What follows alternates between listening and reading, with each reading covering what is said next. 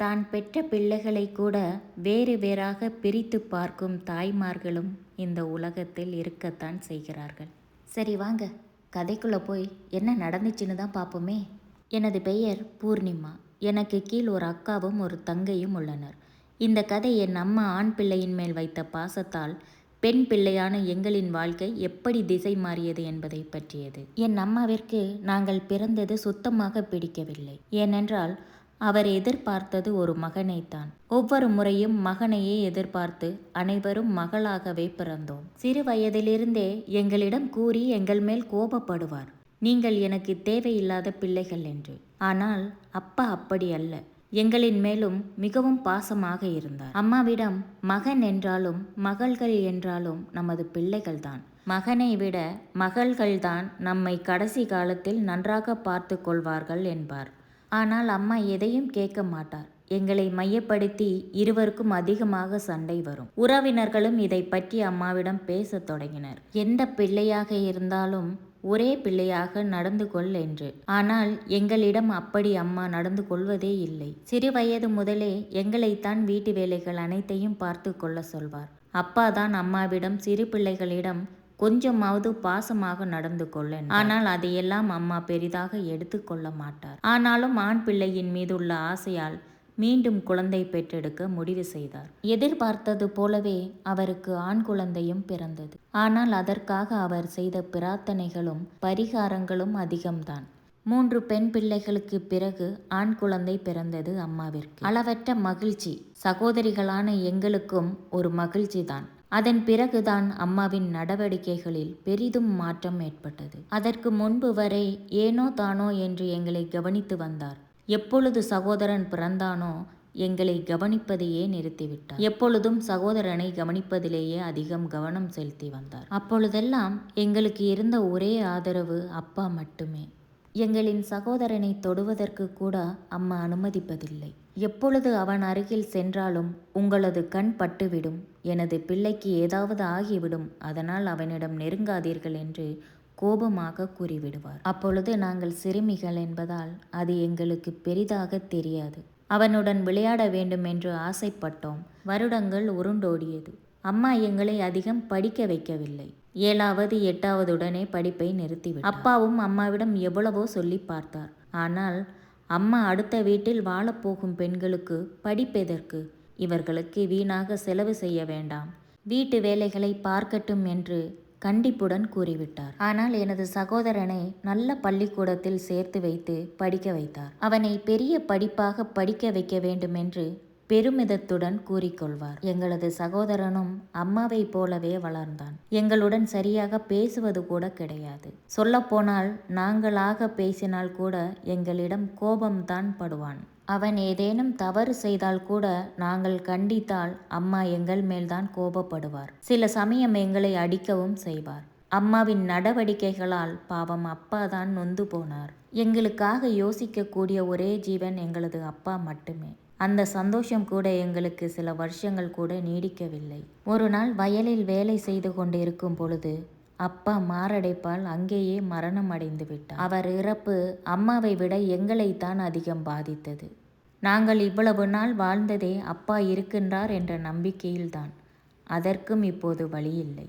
அவர் மறைந்தாலும் குடும்பத்தில் எந்த கஷ்டமும் வரவில்லை. காரணம், எங்களது அப்பா கடுமையான உழைப்பாளி. குடும்பத்திற்கு வருமானம் வரும் வகையில் சில சொத்துக்களையும் சேர்த்து வைத்திருந்தார். இப்படியாக சகோதரிகள் நாங்கள் திருமண வயதை அடைந்தோம். சகோதரிகள் நாங்கள் நன்கு அழகாக இருந்ததால் பல பேர் எங்களை பெண் கேட்டு வந்தனர். ஆனால் அம்மா அவர்களை எல்லாம் எங்களுக்கு திருமணம் செய்து வைக்கவில்லை. காரணம், வரதட்சணை அதிகமாக கேட்கின்றனர் என்று தட்டி கழித்தார். இருக்கும் சொத்துக்களை எங்களுக்காக விட்டு திருமணம் செய்து வைப்பதில் அம்மாவிற்கு உடன்பாடு இல்லை. அது அப்படியே தனது மகனுக்கு கிடைக்க வேண்டும் என்று நினைத்தார்.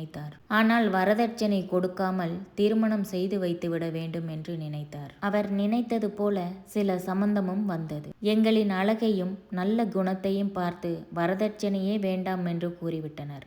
எனது அம்மாவிற்கு அதுதான் வேண்டும். முதலில் எனது அக்காவிற்கு திருமணம் நடந்தது. மாப்பிள்ளைக்கு என் அக்காவை விட 15 வயது அதிகம். என் அக்காவிற்கு அப்பொழுதுதான் 18 முடிந்திருந்தது. அடுத்ததாக எனக்கும் திருமணம் முடிந்தது.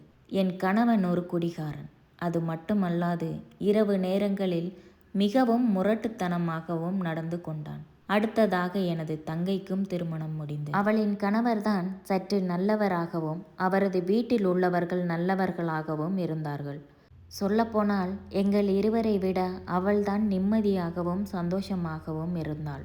எங்கள் மூவரின் திருமணமும் மிக எளிமையான முறையிலேயே நடத்தி வைத்தார். அதற்காக அதிகமாக செலவேதும் செய்யவில்லை. அக்கம் பக்கத்தில் உள்ளவர்கள் கூட இவ்வளவு சீக்கிரம் திருமணம் செய்து வைக்க வேண்டாம் என்று அம்மாவிற்கு அறிவுரை கூறியிருந்தனர். ஆனால் அவர் எதையும் கண்டுகொள்ளவே இல்லை. ஒரு கட்டத்தில் அம்மாவிடம் சொல்வதே வீண் என்று அவர்களும் விட்டுவிட்டனர். எங்களின் அப்பாவின் பேச்சையே கேட்காத அவரா அக்கம் பக்கத்தினர் பேச்சை கேட்கப் போகிறார்? வரதட்சணை வேண்டாம் என்ற ஒரு காரணத்தினால் மட்டுமே எங்களை திருமணம் செய்து வைத்தார். மற்றபடி அந்த குடும்பத்தை பற்றியோ அவர்களை பற்றியோ தெரிந்து கொள்ள வேண்டும் என்று ஆர்வம் சிறிதும் இல்லை. நாங்கள் கஷ்டப்படும் போதெல்லாம் எங்களுக்கு அப்பாவின் நினைவுதான் வரும். காரணம், அவர் இருந்திருந்தால் எங்களுக்கு இந்த நிலைமை வந்திருக்காது. இப்படியாக எங்களின் திருமண வாழ்க்கையும் 10 ஆண்டுகள் கடந்துவிட்டது. திருமணம் முடிந்த புதிதில் நாங்களும் சிறுவயதாக இருந்ததால் ஆரம்பத்தில் மிகவும் கஷ்டப்பட்டோம். ஆனால் போக போக எங்களின் அனுபவங்களும் கஷ்டங்களும் எங்களுக்கு வாழ்க்கை எப்படி வாழ வேண்டும் என்று நிறைய கற்றுக் கொடுத்து விட்டது. எப்படி இருந்தாலும் இதுதான் எங்கள் வாழ்க்கை என்று ஆகி போனது. இப்பொழுது கஷ்டங்களை எதிர்த்து எப்படி போராடி வாழ வேண்டும் என்று முழுமையாக கற்றுக்கொண்டோம். சகோதரிகள் மூவருக்குமே குழந்தை குட்டிகள் என்று ஆகியிருந்தது. இந்த 10 வருடங்களில் சில முறை அம்மாவை பார்ப்பதற்கு சென்றதுண்டு. அப்பொழுதெல்லாம் அம்மாவோ எங்கே என் மகனுக்கு தொல்லை கொடுக்க வந்திருக்கிறார்களோ என்று நினைத்து ஏன் வந்தீர்கள் என்றுதான் முதலில் கேட்பார். இதனால் அங்கு போவதையே நிறுத்தி கொண்டோம். இதற்கிடையில் சகோதரனும் நன்கு படித்து திருமண வயதை அடைந்தான். அம்மாவைப் போலவே எங்களுக்கும் ஆசை இருந்தது, அவனுக்கு திருமணம் செய்து பார்த்துவிட வேண்டும் என்று. அவன் எப்படி இருந்தாலும் எங்களின் சகோதரன்தான். அவனுக்கென்று பாசம் எங்களின் மனதில் இருக்கத்தான் செய்தது. நாங்கள் நினைப்பதற்கு முன்பே அம்மா அதை செய்து முடித்து விட்டார். பக்கத்து கிராமத்தில் இருக்கும் பணக்கார பெண்ணாக பார்த்து நிச்சயதார்த்தம் செய்வதற்கு ஏற்பாடு செய்தார். எங்களையும் ஏதோ பெயருக்காக அழைத்தார். நாங்களும் மனதில் எதுவும் எடுத்துக்கொள்ளாமல் சகோதரனின் நிச்சயதார்த்த விழாவிற்கு சென்றோம். அங்குதான் ஒரு பெரிய அதிர்ச்சியை உறவுக்கார பெண் மூலமாக கேட்க நேரிட்டது. அம்மா பார்த்திருக்கும் பெண்ணுக்கு குழந்தை பாக்கியம் இருப்பதற்கான வாய்ப்புகள் மிகவும் குறைவு என்றும் சிறு வயதிலேயே ஏற்பட்ட ஒரு விபத்தினால் அவளின் கர்ப்பப்பை பாதிப்படைந்ததாகவும் அந்த உறவினர் கூறினார். இதை கேட்ட எனக்கு அதிர்ச்சியாக இருந்தது. இது எங்கே என் அம்மாவுக்கு தெரியாதோ என்று நினைத்து அம்மாவிடம் தெரிவிக்க நினைத்தேன். நானும் தனியாக அழைத்து அம்மாவிடம் விவரத்தை கூறினேன். அதை கேட்ட அம்மாவின் முகத்தில் எந்த மாற்றமும் இல்லை. மாறாக அதை அனைத்தையும் நான் பார்த்து கொள்கிறேன், உனது வேலையை மட்டும் பாரு என்று கோபப்பட்டார். இதை என்னால் தாங்கிக் கொள்ள முடியவில்லை. சகோதரனின் வாழ்க்கையை பாழாக்கி விட்டாரே என்று நானும் கோபப்பட ஆரம்பித்தேன். பிறகு அம்மா கூறியதுதான் எனக்கு அதிர்ச்சியாக இருந்தது. அவளுக்கு குழந்தை பிறக்கும் வாய்ப்பு குறைவு என்பது எனக்கு தெரியும். அதை பற்றி நாங்கள் முன்பே பேசிவிட்டோம். அதனால்தான் அளவுக்கு அதிகமாக வரதட்சணை தருகின்றனர். நேரம் வரும்பொழுது சகோதரனிடம் நானே சொல்லிக்கொள்வேன், தேவையில்லாமல் நீ தலையிட்டு அவனுக்கு கிடைக்கப் போகும் நல்ல வாழ்க்கையை கெடுத்து விடாதே. சகோதரிகள், உங்களுக்கு அவனின் மேல் பொறாமை உண்டு என்று எனக்கு தெரியும். அவனின் வாழ்க்கையை கெடுக்க நினைக்காதீர்கள். இங்கிருந்து சென்று விடுங்கள் என்று கோபமாக கத்தினார். எனக்கு அதற்கு மேலும் அங்கு இருப்பது பிடிக்கவில்லை. நானும் ஒன்றும் பேசாமல் அங்கிருந்து வந்துவிட்டேன். நான் வருவதை பார்த்து சகோதரிகளும் வந்துவிட்டனர். நிச்சயதார்த்தமும் முடிந்து சில தினங்களிலேயே திருமணமும் செய்வதற்காக ஏற்பாடு செய்திருந்தனர். திருமணத்திற்கான ஏற்பாடுகளும் நடக்கத் தொடங்கின. ஏதோ உறவினர்களுக்கு அழைப்பு விடுவது போல அம்மா பத்திரிகை கொடுத்து சென்றார். அவரின் வார்த்தையிலேயே வந்தால் வாருங்கள், இல்லை என்றால் பரவாயில்லை என்பது போலத்தான் தோன்றியது. அதுவும் உறவினர்களுக்கு பயந்துதான். சகோதரனின் திருமணத்திற்கு மற்ற 2 சகோதரிகளும் வரவில்லை. எனக்குத்தான் அம்மா எப்படி இருந்தாலும் சகோதரன்தான். திருமணத்தை காண வேண்டும் என்ற ஆசை இருந்தது. நானும் திருமணத்துக்கு செல்ல அம்மாவின் பெருமை பீட்டலை காண முடியாமல் சில நிமிடங்களிலேயே திரும்பி வந்துவிட்டேன். இப்படியாக சகோதரனின் திருமணமும் நடந்து முடிந்தது. வரும்பொழுது அம்மா, எனது வீட்டிற்கு மருமகள் வந்துவிட்டாள், இனிமேல் நீங்கள் இங்கு வருவதை நிறுத்திக் கொள்ளுங்கள் என்று எனது முகத்திற்கு நேராகவே சொல்லி அனுப்பினார். இதைத்தான் என்னால் தாங்கிக் கொள்ள முடியவில்லை. சகோதரனுக்கு திருமணம் நடந்து 2 ஆண்டுகள் ஆகிவிட்டது. சகோதரிகள் நாங்கள் இதுவரை அம்மாவின் வீட்டிற்கு செல்லவில்லை. ஆனாலும் அம்மாவின் நினைவு மட்டும் அடிக்கடி வந்து போனது. காரணம், அப்பா இறந்த பிறகு எங்களுக்கு இருந்த சொந்தம் அவர்தான். அவர் எப்படி இருந்தாலும் எங்களுக்கு அம்மாதான். அவருக்கு எங்கள் மேல் பாசமில்லை என்றாலும் நாங்கள் எப்பொழுதும் அவர் மேல் பாசமாகத்தான் இருந்தோம். ஒரு நாள் அம்மா நினைவு அதிகமாகவே இதை பற்றி சகோதரிகளிடம் பேசினேன். அம்மாவை பார்த்து வரலாம் என்று அவர்களை அழைத்தேன். ஆனால் அவர்களோ, இவ்வளவு நாளாக மற்றவர்களுக்கு முன்னால் தான் அவமானப்படுத்தினார் அம்மா. இப்பொழுது சகோதரனின் மனைவிக்கு முன்னால் அவமானப்படுவதை நாங்கள் விரும்பவில்லை. வேண்டுமென்றால் நீயே பார்த்துவிட்டு வா என்று மறுத்துவிட்டனர். நானும் வேறு வழி இல்லாமல் அம்மாவின் வீட்டிற்கு தனியாகச் சென்றேன். அங்கு சென்று பார்க்க சகோதரனின் மனைவி மட்டுமே இருந்தாள். அவளிடம் நலம் விசாரித்துவிட்டு அம்மாவை பற்றியும் சகோதரனை பற்றியும் விசாரிக்க ஆரம்பித்தேன். சகோதரன் வேலைக்கு சென்று விட்டதாக கூறினாள். அம்மாவை பற்றி விசாரிக்க சிறிது நேரம் அமைதியாக காணப்பட்டாள். பின்பு அவள் என்னிடம், உங்கள் அம்மாவிற்கு எங்களுடன் வாழ்வதற்கு விருப்பமில்லை. அது மட்டுமல்ல, அவருக்கு இப்பொழுதெல்லாம் உடல்நிலை அடிக்கடி சரியில்லாமல் போகிறது. அதனால்தான் உங்கள் சகோதரர் மருத்துவ வசதியுடன் கூடிய ஒரு முதியோர் காப்பகத்தில் சேர்த்துவிட்டார். நீங்கள் ஒன்றும் கவலைப்பட தேவையில்லை. இங்கு இருப்பதை விட அங்குதான் அவர் சந்தோஷமாக இருக்கிறார். அது மட்டுமல்ல, மாதம் நாங்கள் அதற்கான பணத்தையும் கொடுத்து வருகிறோம் என்றாள். இதை கேட்டதும் எனக்கு அதிர்ச்சியாகவும் கோபமாகவும் வந்தது. நானும் அவளிடம், எதற்காக இப்படி செய்தீர்கள்? கணவனின் அம்மாவை உன்னால் பார்த்து கொள்ள முடியாதா என்று கோபமாக கேட்டேன். ஆனால் அவளோ எதற்கும் பதட்டம் அடையவில்லை. மாறாக என்னிடம், உங்கள் அம்மா என்னை வேலைக்காரியாகவும் உங்களை நடத்தியது போல என்னையும் நடத்த நினைத்தார். அது என்னிடம் நடக்கவில்லை. நான் ஒன்றும் உங்களைப் போல வரதட்சணை இல்லாமல் திருமணம் செய்து கொண்டு வரவில்லை. உங்களுக்கு எதை கேட்க வேண்டும் என்றாலும் உங்கள் சகோதரனிடம் கேட்டுக்கொள்ளுங்கள். இப்பொழுது இங்கிருந்து கிளம்புங்கள், எனக்கு வேலை இருக்கிறது என்றாள். அவள் பேசியது எனக்கு இன்னும் அதிர்ச்சியாக இருந்தது. அவள் ஒவ்வொரு வார்த்தையிலும் பணக்காரி என்ற திமிர் அப்படியே தெரிந்தது. நானும் பதட்டம் அடைந்து உடனடியாக இந்த செய்தியை எனது சகோதரிகளுக்கும் தெரிவித்தேன். என்னதான் அவர்கள் வைராக்கியமாக இருந்தாலும் அம்மாவிற்கு இப்படி ஆனதும் அவர்களும் சில நிமிடங்களிலேயே வந்துவிட்டனர். பின்பு மூவருமாக சேர்ந்து சகோதரன் வேலை செய்யும் அலுவலகத்திற்கு சென்றோம். அவனும் எங்களை அழைத்து வெளியே வந்து பேச ஆரம்பித்தான். எதற்காக மூவருமாக சேர்ந்து இங்கே வந்திருக்கிறீர்கள் என்று கேட்டான். நாங்களும் அம்மாவை பற்றி சற்று கோபமாகவே விசாரிக்க ஆரம்பித்தோம். அதற்கு அவன், உங்களது அம்மாவிற்கு ஒன்றும் ஆகவில்லை. வீட்டில் இருந்ததை விட முதியோர் இல்லத்தில்தான் நன்றாக உள்ளார். தேவையில்லாமல் நாடகம் நடித்து அழுது புலம்ப வேண்டாம். இது நான் வேலை பார்க்கும் இடம். போய் உங்களது வேலையை பாருங்கள் என்றான். அவன் அப்படி கூறியது எங்கள் மூவருக்கும் அதிர்ச்சியாகத்தான் இருந்தது. அவன் கூறியதை கேட்டதும் எங்களுக்கு கோபமாக வந்தது. நானும் அவனிடம், ஏன் அப்படி அம்மாவிடம் நடந்து கொண்டாய்? அவர் சிறு வயதிலிருந்தே உனது சந்தோஷத்திற்காகத்தான் பாடுபட்டார். இருந்தாலும் எப்படி அவரிடம் இப்படி நடந்து கொள்வதற்கு உனக்கு மனது வந்தது என்று கேட்டேன். எனது வார்த்தையை கேட்ட அவன் சிரித்து கொண்டே, அம்மாவா? அவர் ஒன்றும் எனது அம்மா இல்லை. அதை போல என்றுமே என்னிடம் நடந்து கொண்டதில்லை.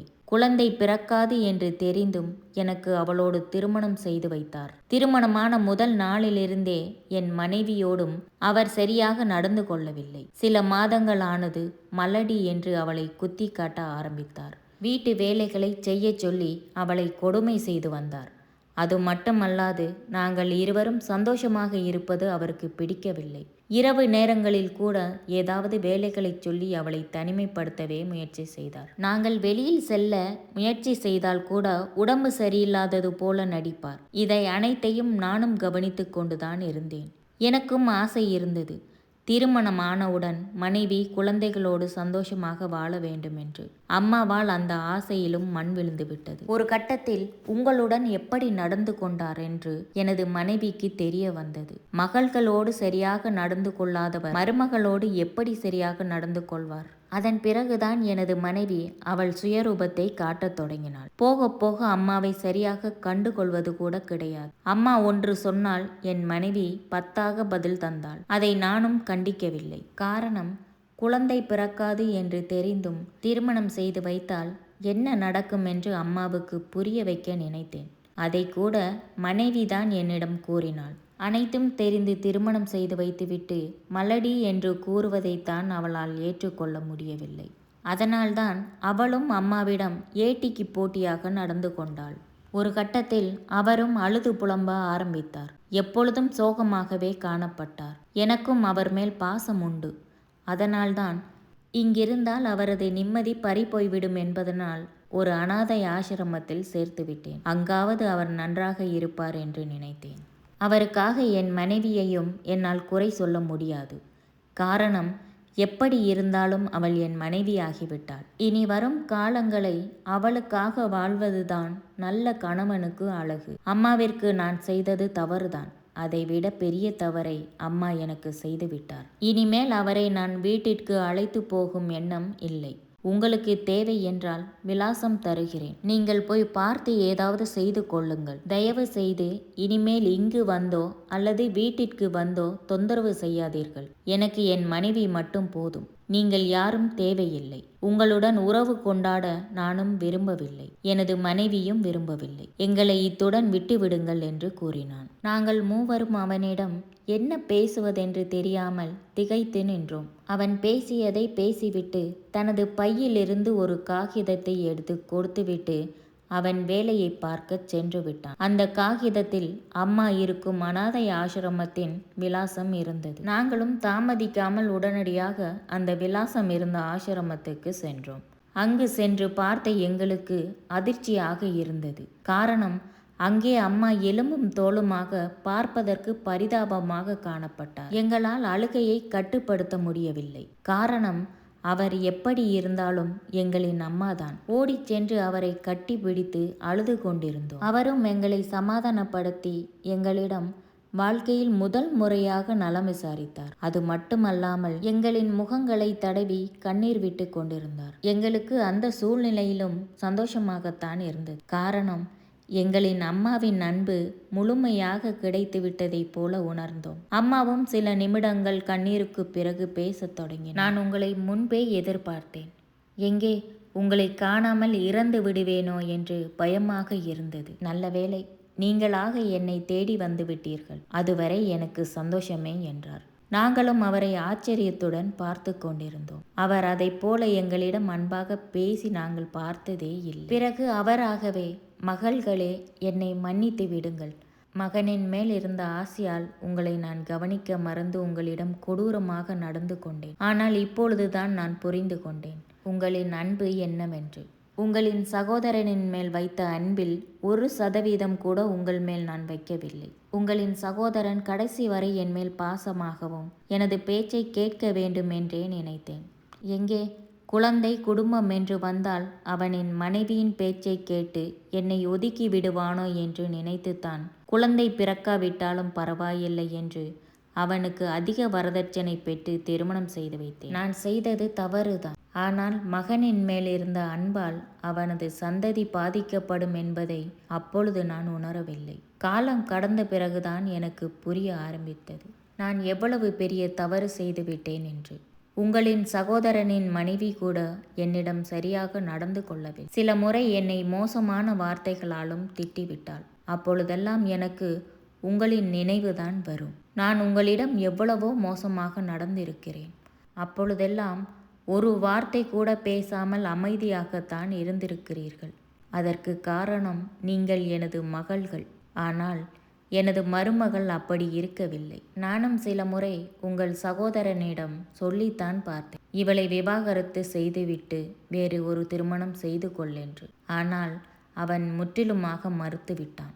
மாறாக இதற்கெல்லாம் காரணம் நீங்கள்தான் என்று என் மேலேயே கோபப்படத் தொடங்கினான். ஒரு கட்டத்தில் நான் எவ்வளவு அன்பு வைத்திருந்தேனோ அந்த மகனே என்னை வெறுக்க ஆரம்பித்தான். என்னாலும் அந்த வீட்டில் நிம்மதியாக இருக்க முடியவில்லை. பிறகுதான் உங்களின் சகோதரன் என்னை இங்கு விட்டு சென்றான். எனக்கு இங்கு வந்தது சந்தோஷமே.